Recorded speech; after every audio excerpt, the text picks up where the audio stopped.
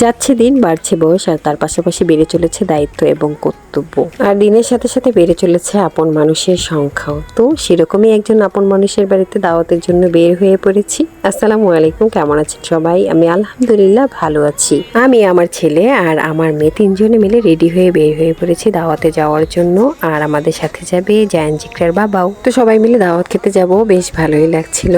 তবে এখন আমরা তিনজনই যাচ্ছি জায়ান জিকরার বাবার দোকানে গিয়ে ওকে আমাদের সাথে নিয়ে নিব, তারপর চারজন মিলে একসাথেই যাব।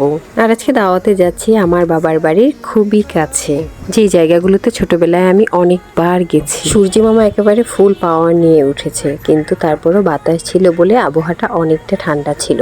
সত্যি বলতে মেয়েদের বাবার বাড়ির আশেপাশে সব জায়গা মায়া, ভালোবাসা আর স্মৃতি দিয়ে ঘেরা থাকে। এটা কোনো ছেলে মানুষ বুঝতে পারবেন না, কারণ তারা তো বাবার বাড়ি ছেড়ে চলে যান না। আমরা মেয়েরা যারা বাবার বাড়ি থেকে শ্বশুর বাড়িতে চলে যাই, তাদের বাড়িতে যদি বাবার এলাকার একটা ফকিরও আসে, তাকে দেখেও মায়া লাগে। এটা শুধু আমার ক্ষেত্রে না, আমার মনে হয় সব মেয়েদের ক্ষেত্রে একই রকম। ছোটবেলায় যখন এই জায়গাগুলো দিয়ে আমরা খেলাধুলা করতাম, তখন এত বেশি বাড়িঘরও ছিল না। এখন এত বেশি বাড়িঘর হয়েছে যে পথ চেনাই মুশকিল হয়ে গেছে। তো বকবক করতে করতে তো আমি ভুলেই গেছি এটা বলতে যে আমি কোথায় দাওয়াত খেতে এসেছি। আমি আসলে দাওয়াত খেতে এসেছি আপনাদের ভাইয়ার বন্ধুর বাসায়। ওনার ছেলের খাতনা দেওয়া হবে, তো ছোট্ট করে একটা অনুষ্ঠান করা হয়েছে আর আমাদেরকে অনেক করে রিকোয়েস্ট করা হয়েছে আসার জন্য। তো দাওয়াতের জন্য উনি কোনো সাজগোজ করেননি, রুমের ভিতরে খাওয়া দাওয়ার ব্যবস্থা করেছেন, পুরুষ মানুষের জন্য আলাদা আর মহিলাদের জন্য আলাদা। আমার সাথে যারা দাওয়াত খেতে বসেছে তারা সবাই পরহেজগার ছিল, তাই আমি কোনো ভিডিও ক্লিপ নেই নাই। আলহামদুলিল্লাহ খুব ভালো খেয়েছি। খাওয়া দাওয়ার পরেই তো হাত ধুতে এসেছি।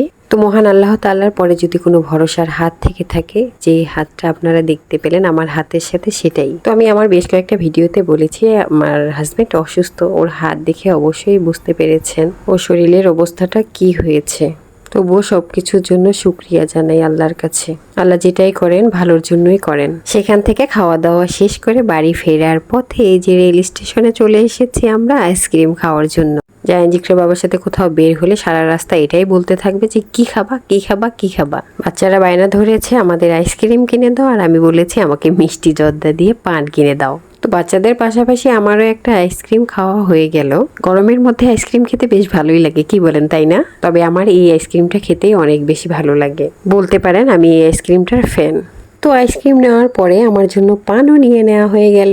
এখানে অনেক বেশি সূর্যের তাপমাত্রা লাগছিল, তাই আমরা একটু ছায়ায় চলে গেলাম। আইসক্রিম খেতে খেতে মোটরসাইকেলে চললে বোরকা সামলানো অনেক কঠিন হয়ে যাবে, তাই ছায়ায় দাঁড়িয়ে সবাই মিলে আইসক্রিম খাওয়া শেষ করে পানটাও খুলে টুপ করে মুখের মধ্যে ভরে দিয়ে বাড়ির দিকে রওনা দিয়ে দিলাম। তো সবাই ভালো থাকবেন, সুস্থ থাকবেন। আল্লাহ হাফেজ, আসসালামু আলাইকুম।